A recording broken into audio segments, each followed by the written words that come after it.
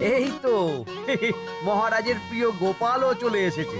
তাহলে এবার সভা শুরু করা যাক মহারাজ।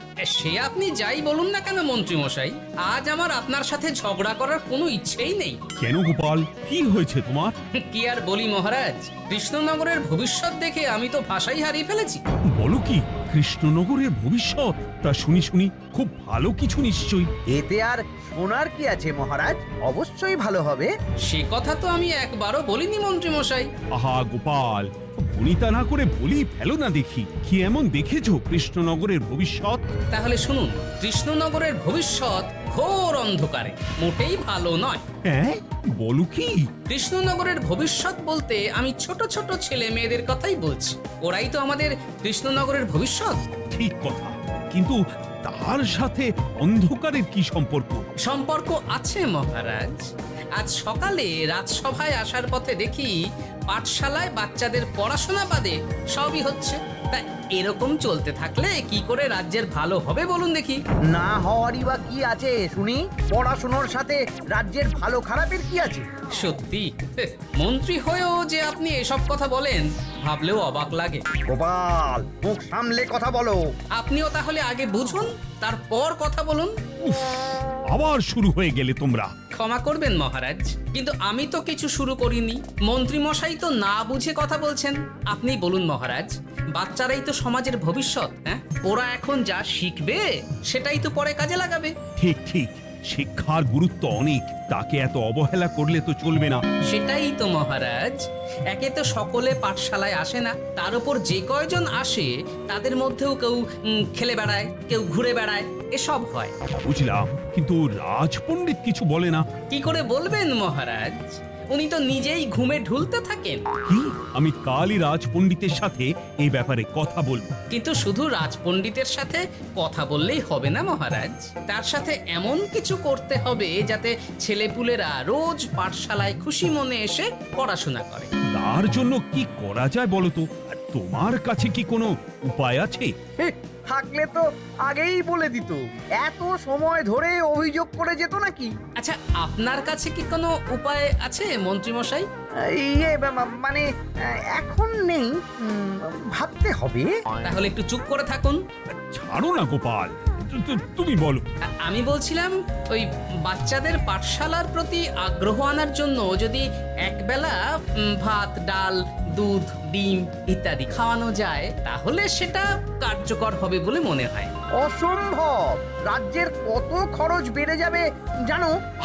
তুমি থামো তো মন্ত্রী, সব সময় খালি উল্টো কথা বলা। আমি একদম একমত গোপালের সাথে। কৃষ্ণনগরের উন্নতির জন্য আমি সব করতে রাজি।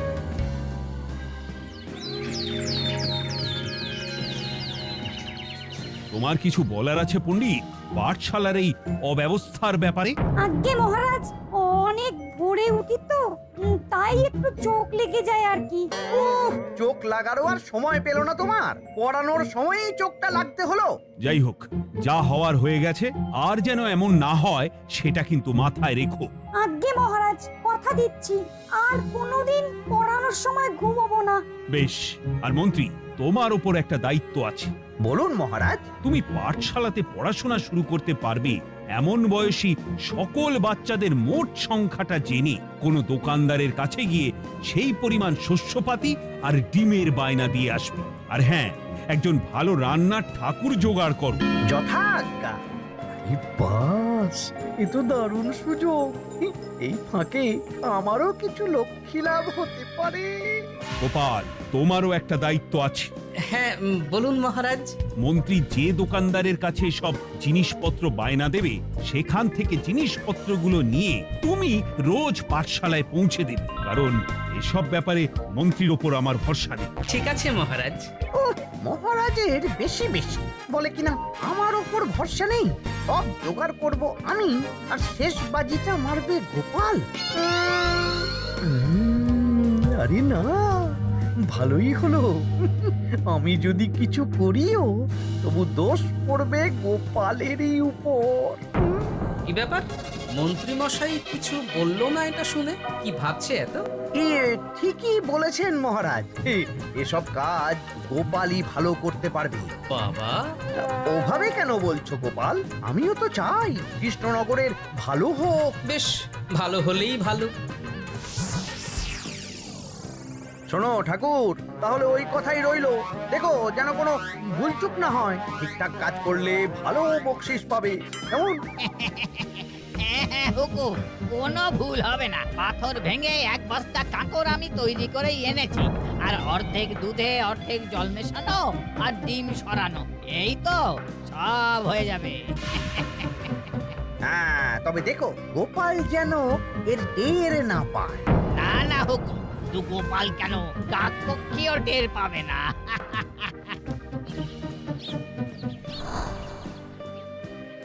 যাক বাবা, এবার শুধু জিনিসের দামটা মহারাজকে বাড়িয়ে বললেই কাজ হাসি। এদিকে অতিরিক্ত মূল্যটাও আমার হবে, আর বাকি জিনিসগুলো বিক্রি করার পর সেই দামও আমারই হবে।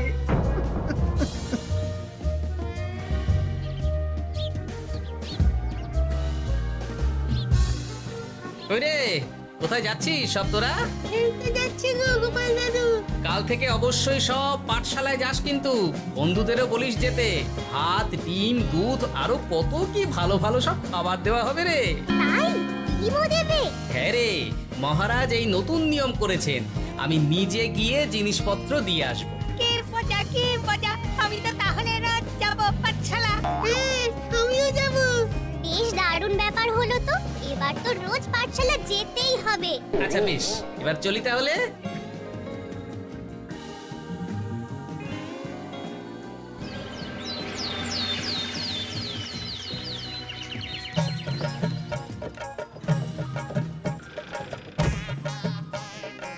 এই নাও গো ঠাকুর, সব জিনিস নিয়ে চলে এসেছি। একবার মিলিয়ে নাও দেখি। ঠিক আছে গোপাল দাদা, এখনই সব দেখে নিচ্ছি।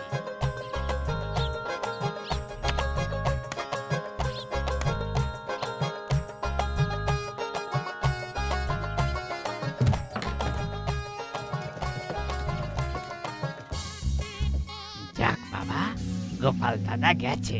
এবার মন্ত্রী মশাইয়ের কথা মতো সব করলেই কেল্লা ফতে।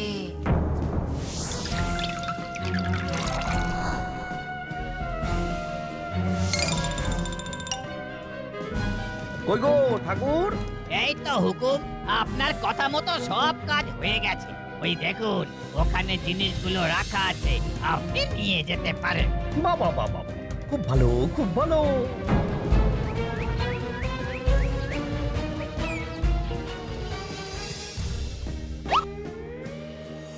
ও কি অর্ধেক ডিম দিলে যে? বাকিটা কোথায়? কিসের বাকি? ডিমটা অমনি দেখতে। বললেই হলো। ডিম কখনো অর্ধেক হয়?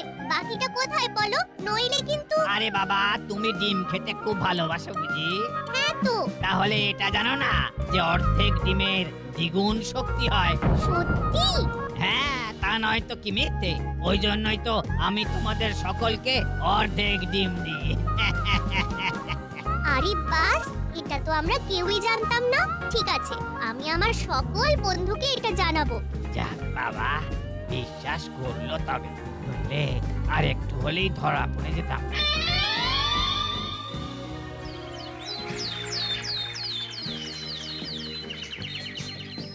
আরে, রান্নার ঠাকুর কারোর সাথে কথা বলছে মনে হচ্ছে।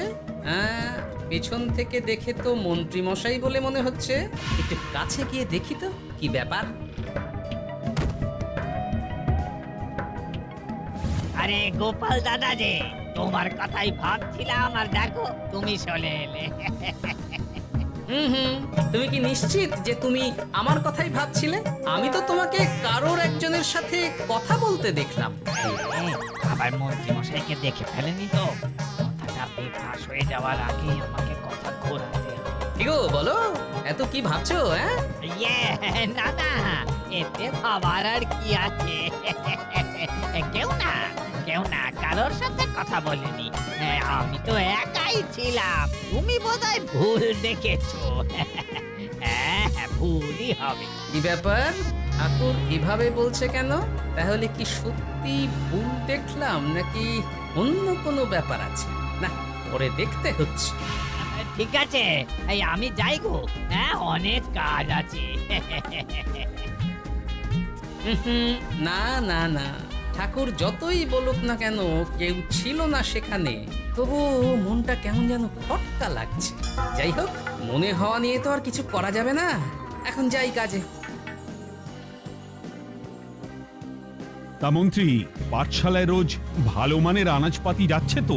আগে হ্যাঁ মহারাজ, আমি তো ভালো মানেরই সব চাল ডালের বায়না দিয়েছি। কথা মতো তো সেগুলোই পাঠানোর কথা, তবে বাকিটা গোপাল জানে। মানে গোপাল জানে মানে ঠিক কি বলতে চাইছেন আপনি মন্ত্রীমশাই? না মানে জিনিসগুলো সব নিয়ে তো তুমিই যাও, তাই আর কি। সেটাও করতে হচ্ছে, কারণ মহারাজ আপনার উপর ভরসা করতে পারেন না।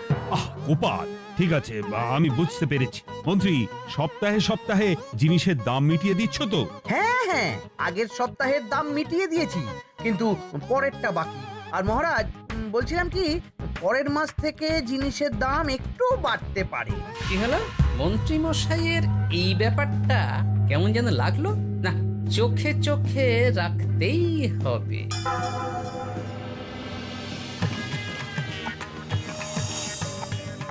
কিরে বুটি, তুই অর্ধেক ডিম খেয়ে বাকি অতটা রেখে দিলি কেন? রান্নাটা ভালো হয়নি বুঝি? না গো দিদা, খুব ভালো হয়েছে। আমি তো আসলে এখন এমনই খাচ্ছি। শিখিরি, কেন রে পুটি, তোর তো ডিম খুব প্রিয় ছিল রে, এখনো ভালো লাগে। তাহলে পুরো ডিম খাচ্ছিস না কেন? এ বাবা, তুমিও জানো না, অর্ধেক ডিমের শক্তি গোটা ডিমের থেকে বেশি, মানে দ্বিগুণ শক্তি। কি বলে কি গো? এই তোকে এমন কথা কে বলেছে রে? ওমা, কেন? পাঠশালার রান্নার ঠাকুর আমাদের তো রোজ অর্ধেক ডিমই দেয়, ওই জন্য আমি একদিন জিজ্ঞেস করেছিলাম, তখন বলল অর্ধেক ডিমের দ্বিগুণ শক্তি হয়। বলিস কি রে, এতদিন ধরে এসব চলছে? না, মহারাজকে জানাতে হবে।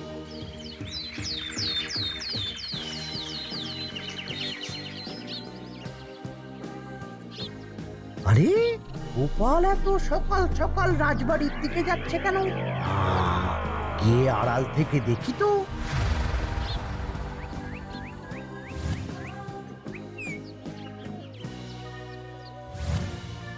বলো গোপাল, কি হয়েছে?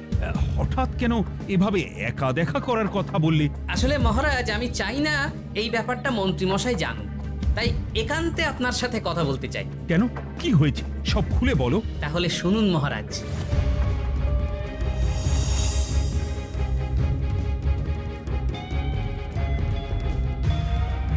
কি সাংঘাতিক ব্যাপার!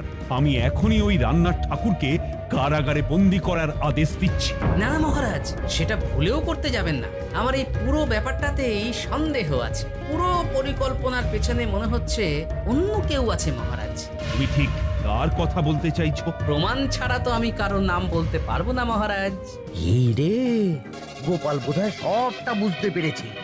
এবার কি করে নিজেকে বাঁচাই? কি করি কি করি কি করি? পেয়েছি।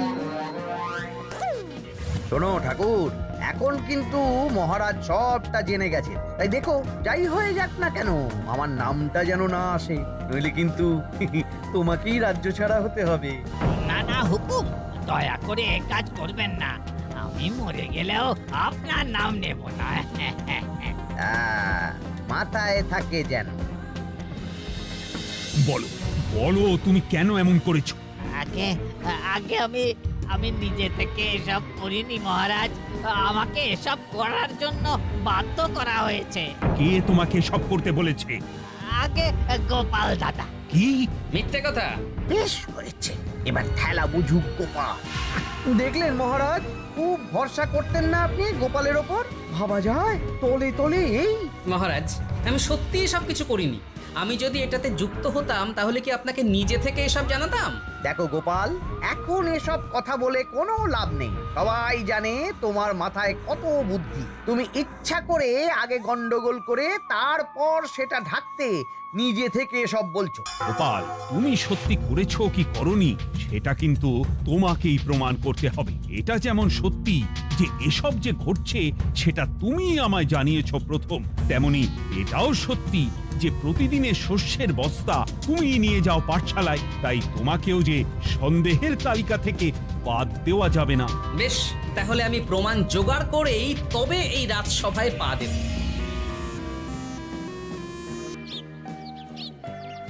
আজকের পরে আমি আরো নিশ্চিত যে এসবের পিছনে মন্ত্রীমশাই যুক্ত আছে। এবার শুধু ওনাকে হাতে নাতে ধরার ব্যবস্থা করতে হবে। ও কি দাদু, তুমি এই সময় বাড়ি ফিরছো? হ্যাঁ রে, তোর দাদুকে আর চোরের অপবাদ দিয়েছে, তাই প্রমাণ জোগাড় না করে আমি রাজসভায় যাব না। কি বললি? তোমাকে কে ছেলের অপবাদ দিয়েছে? কে আবার? ওই মন্ত্রী। কিন্তু আমার সন্দেহ হচ্ছে যে আসল চোর ওই মন্ত্রী। বাস, তাহলে আর চিন্তা কি? আমরা আছি তো, মন্ত্রীর ওপর নজর রেখে তোমাকে সব খবর দিয়ে যাব। হ্যাঁ দাদু, আমারও অনেক রাগ হয়েছে। এতদিন মিথ্যে বলে আমাদের অর্ধেক ডিম খাইয়েছে। আমি এটা কিছুতেই মানতে পারছি না। এবার সত্যিটা সবার সামনে আসবেই। নাও নাও, আজকে চাল ডাল সব এই বস্তাতে আছে। এই নিন আজকের মূল্য। দেখো, অর্থটা কিন্তু বড় কথা নয়। তোমার যে রোজ বিক্রি বাট্টা বেড়ে গেছে, আর তার জন্যই তোমার তো আমাকে মিষ্টি খাওয়ানো উচিত। একদম, আমি কালই আপনাকে মিষ্টি খাওয়াবো, একদম পাকা কথা। তাহলে আজ চলি, কাল দেখা হবে। দেখলি মন্ত্রী মশাই কি বদমাইশ। চল এখনই গিয়ে গোপাল দাদুকে সব বলি।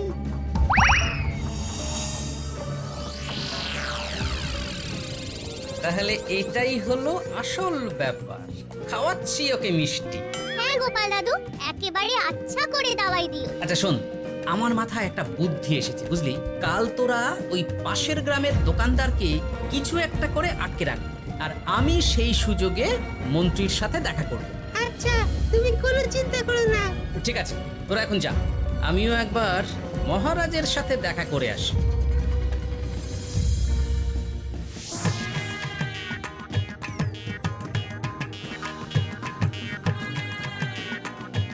আসতে পারি মহারাজ?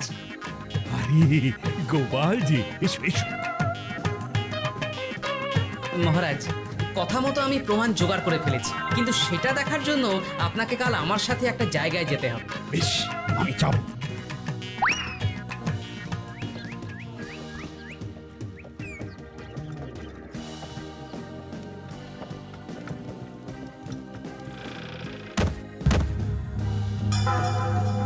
এই কি, তুমি কে? আগে আমি মালিকের খুব বিশ্বস্ত কর্মচারী। আজ সকালে মালিক একটা অন্য কাজে ব্যস্ত হয়ে পড়েছে, তাই আমাকে পাঠালো। কিন্তু কথা মতো আপনার জন্য মিষ্টি পাঠিয়েছে। এই তাই নাকি? দাও দাও দাও দাও, শুনেছি তোমাদের গ্রামের মিষ্টিও নাকি খুব ভালো। হ্যাঁ, ওই আর কি। নিন।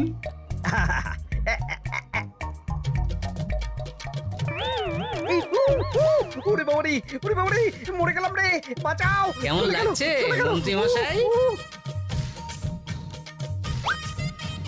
গোপাল, তুমি? তোমায় আমি ছাড়বো না। এই যে গোপাল দাদু, আসল দোকানদার। এই, আসল দোকানদার? এই রে, এবার কি হবে? এই, আমার কি আর কিছু বলার আছে মন্ত্রী? তোমার সব কর্মকাণ্ড আমাদের কাছে ফাঁস হয়ে গেছে।